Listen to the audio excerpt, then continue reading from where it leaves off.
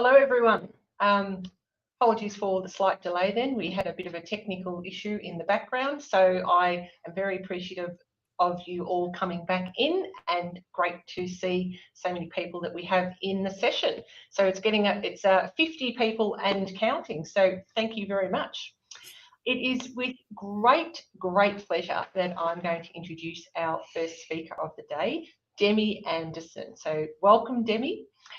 Demi is the founder and director of the PMO Advantage. So one thing about Demi is she's going to speak about a really interesting topic, and her and I have been speaking about this for the past week or so.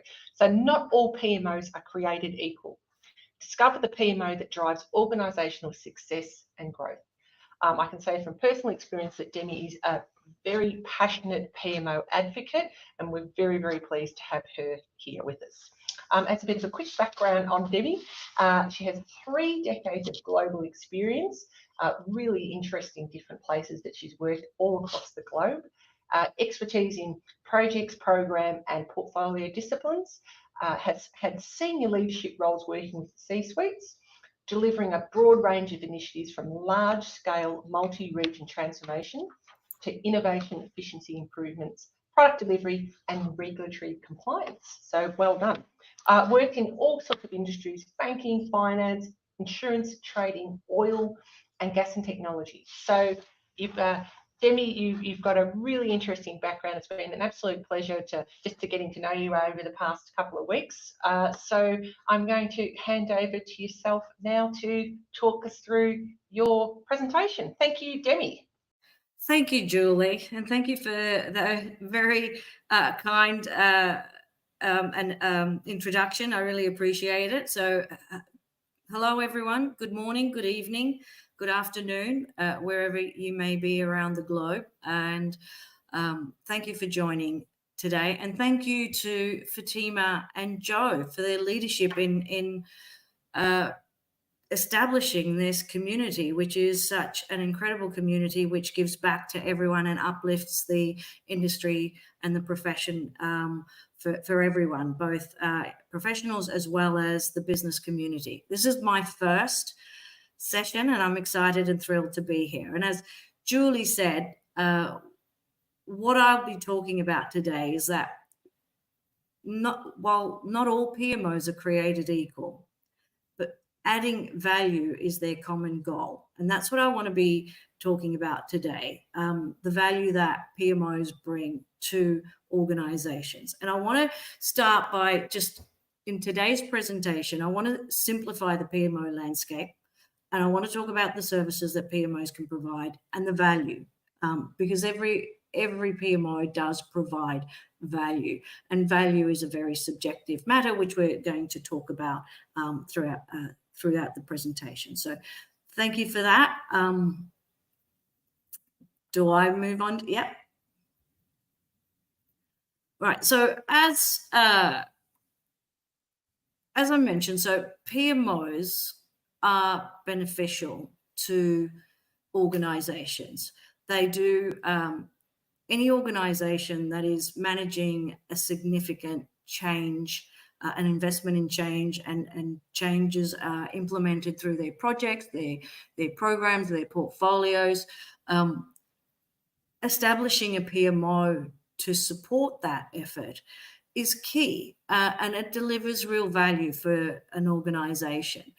So PMOs can exist throughout an organization. There's different structures and sizes of them, and they are involved, or at least, from the point of strategy formulation, they participate. Some PMOs will participate in that strategy formulation right through to strategy execution. Similar to businesses that come in all shapes and sizes, PMOs are also established and come in different shapes and sizes. And we'll go a little bit into that in the upcoming slides. But, they can be temporary structures or they can be permanent structures. And they could also be provided either, irrespective of whether they're temporary or permanent, they can be provided either in-house by in-house resources or teams, or they can tap into third-party providers to tap into that industry expertise. Now, they can exist at various levels in the organization, as I mentioned. They can exist at that organization-wide level, at what's called a domain, which is like business unit or division level, and they can exist at that project or program level. That determines their sphere of influence, as you can appreciate. So organizational-wide PMOs, which can sometimes be called corporate PMOs, enterprise PMOs, they will look at things at an across the board, across the organization, whereas your PMOs that are established to set up, that are established to support programs or projects, well, they are by nature temporary. That doesn't mean that they failed, and it doesn't mean simply they will be disbanded, just like projects are disbanded, programs are disbanded once they've completed on their deliverables. And Axelos, the industry Axelos, has also established a concept which they refer to as a center of excellence. Now, that's all about establishing consistent ways of working, and PMOs at all levels establish consistent ways of working. Now, it ought to be established organizational-wide, and projects and program management officers usually adhere to those standards. But having that common way of working, that consistent way of working, delivers values in itself, because you have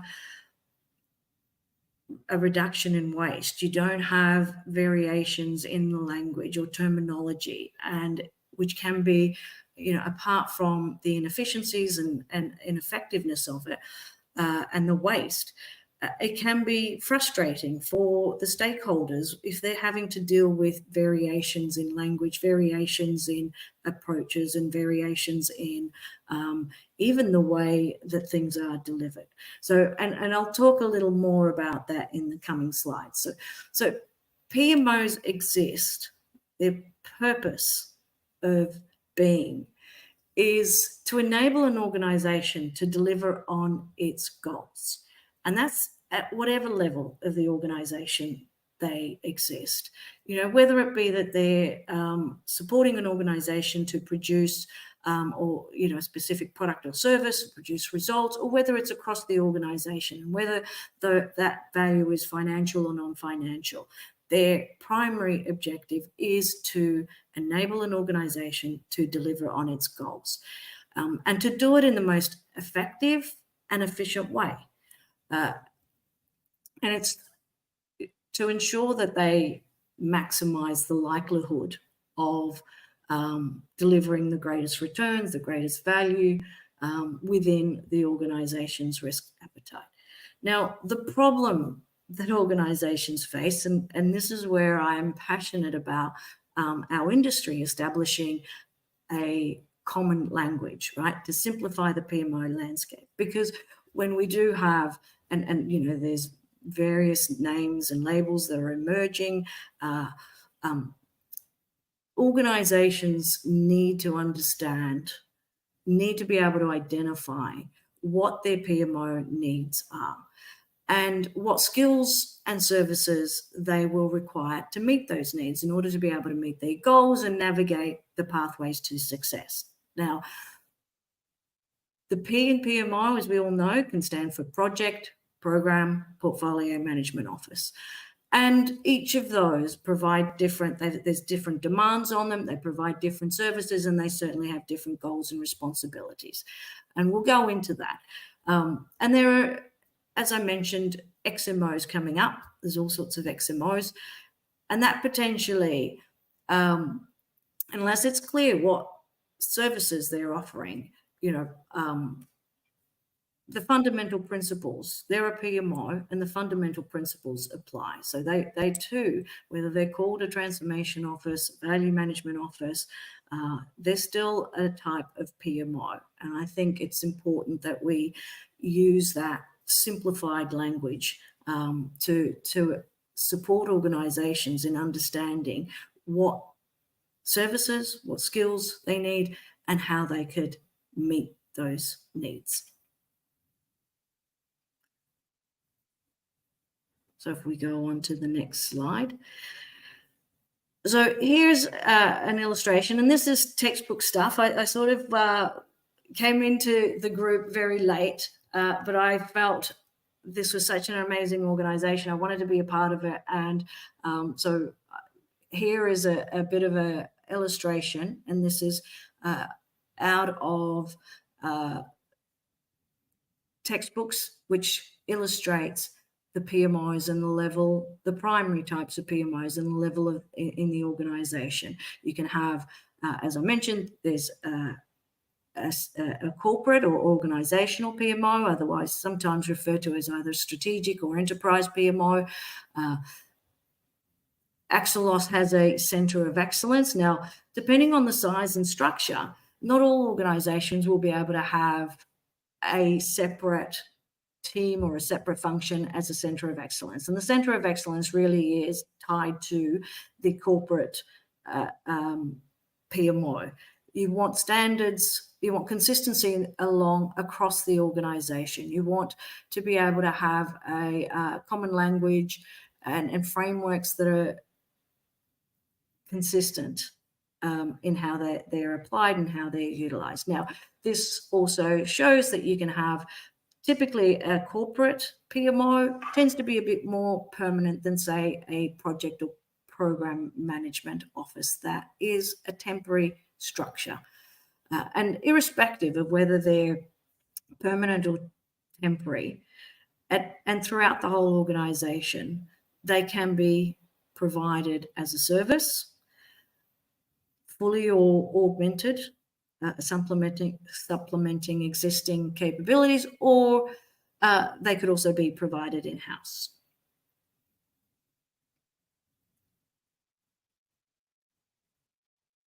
And this is where I want to talk about using a common language, how we're defining these PMOs. And it just, some textbook definitions of what an organizational portfolio management is set up essentially to support the definition and delivery of portfolio of investments in change. And it's across the enterprise, it's across the whole organization. Now, I talked about how, depending on the size and the structure of the organization, so large organizations will have various PMOs, and many of them throughout the organization. You will have PMOs that could exist at the division level or regions or divisional level. And they too can also operate as portfolio management offices. Smaller organizations may not require each and every one of these PMOs. Smaller organizations may only have a need for project, program, and an organizational PMO. So it really comes down to the size and the structure of an organization, its needs, and what have you. But every organization, I am passionate and firmly believe every organization, in order to remain competitive, in order to continue to provide, to grow, to continue to improve, because that's ultimately what they aim to do, continue to grow. That is done through change initiatives. That is implemented through projects and programs. And to look at that holistically is where they are able to maximize the results, maximize their outcomes and their objectives. And I'm passionate about making sure that organizations really need, at a minimum, a portfolio management office that helps the organization look at their investment in change, manage their investment in change as a holistic approach to be able to optimize finite resources, because every organization will have finite resources. It doesn't matter how big or small they are. They will have constraints. They do not have infinite resources, as in people or funds. There will be constraints, and that's important to remember. And the objectives of what a PMO supports an organization in delivering. So if we can move on to the next slide.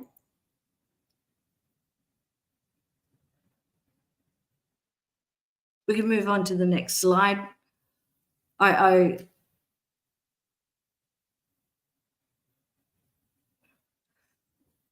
So some further basic definitions, because as I talked about,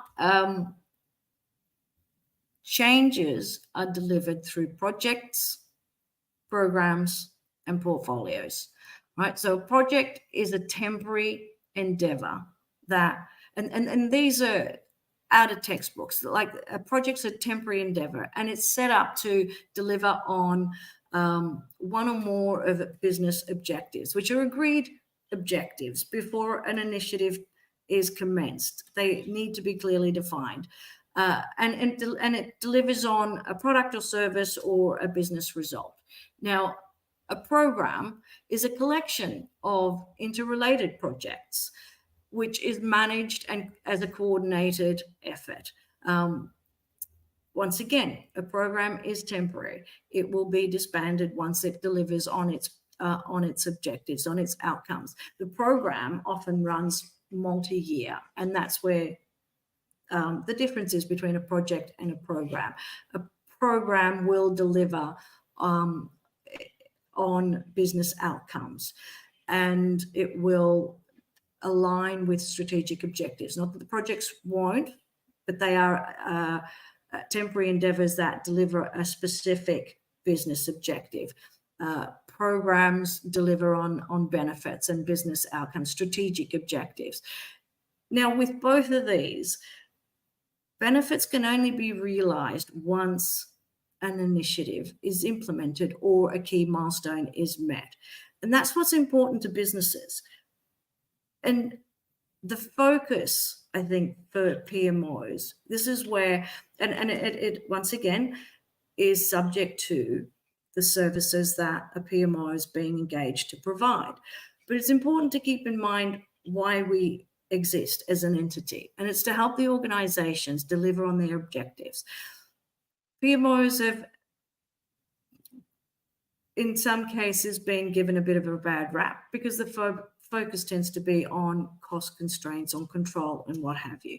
And I'll talk a little bit more about that in the upcoming slides. But the objective really is to deliver on their goals. So the sphere of influence is what determines a PMO's, I guess, sphere of influence. So the PMO sphere of influence. And this shows that on the left-hand side, I've got a diagram that shows you've got PMO influence across offices, and on the right, you've got PMO's influence across the organization. Have we already run out of time? No, you've got a few more minutes to go now, Demi, but I just thought I'd pop my face up and say yes. So let's quickly roll through that, right? As you can see on the left-hand side, we've got the sphere of influence for PMOs, on the right-hand side, across the organization. So moving on to some next slides, because what I really want to talk about is the services. That is, like determining the right PMO structure is based on number of factors, being the size of the organization, the industry. Different industries will have different requirements. Some industries that are highly regulated will have many PMOs, will need PMOs across the organization. Smaller organizations clearly won't have a need for as many PMOs.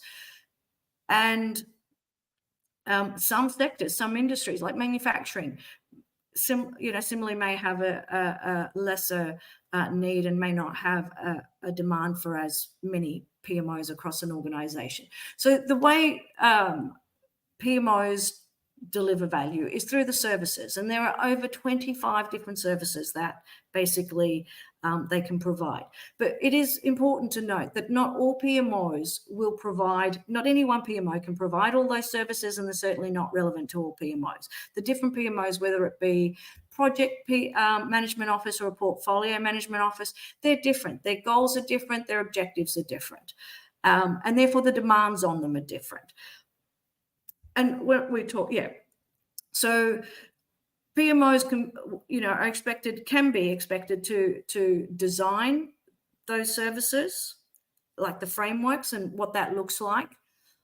They could be expected to operate them, or they could be expected to monitor them. And those are the three types of activity when it comes to those services. And when we're referring to services, they're things like benefits management, capability management, capacity management, resource management. They're all, they are processes or frameworks that PMOs establish in order to meet business needs, and they are able to design them, operate them, or monitor them. And all of this needs to be clarified when PMOs are being established, or if they are established, to uplift the capability and discuss what needs the business have.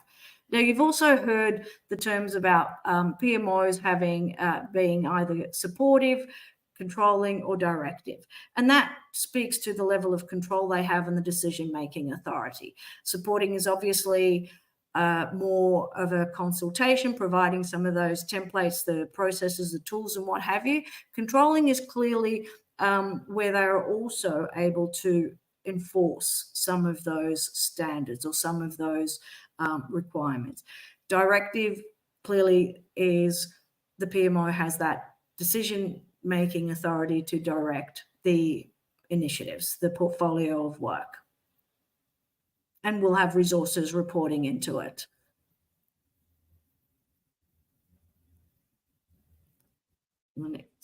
Thank Demi. Thank you so much. That's amazing. And unfortunately, we have run out of time. But it's amazing, your insights and what you're talking about. It's just so sensible. And when we have to sit back and have to think about these things, because we just take them for granted. And the way you've been able to concisely bring, and as I said, we've talked about it for the last couple of weeks, it's really good to see this come alive. And once again, there's been a couple of questions that have been in the chat, which we will capture for you and put you in contact with those people.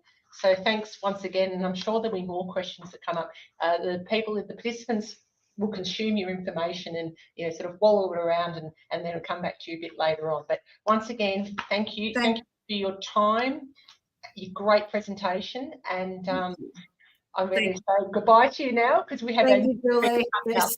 Bye. Thank you. Take care. Bye.